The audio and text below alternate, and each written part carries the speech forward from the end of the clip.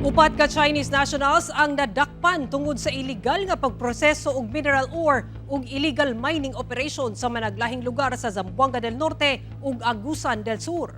Ani report. Arestado ang duha ka Chinese nationals tungod sa dili otorisadong pagproseso og mineral ore sa usa ka gold ball mill sa Sibutad, Zamboanga del Norte.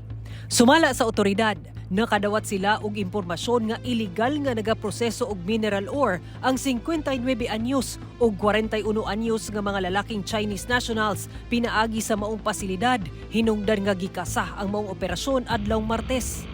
Mag-atubang ang mga sospek og kasong paglapas sa Philippine Immigration Act of 1940 tungod sa overstaying ug pagbaton og negosyo nga walay visa o permit. Gi-turn over na sa Bureau of Immigration ang mga sospek, ginakuhaan pa sila og pahayag. Sa Agusan del Sur, duha ka Chinese nationals ug tulo ka Pilipino sab ang arestado human nagapahigayon og illegal mining operation sa Purok 8 Blocking, Barangay Wasian sa lungsod sa Rosario.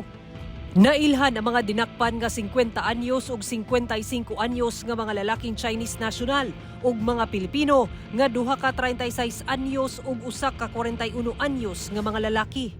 Nakumpiska atol sa operasyon ang duha ka unit sa excavator, generator ug uban pang gamit nga gituohang ginagamit sa illegal nga pagmina nga nagkantidad tanan og kapin 6 million pesos.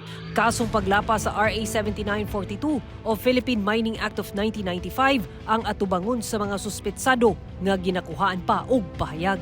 Sara Hilomen Velasco, 1 Mindanao.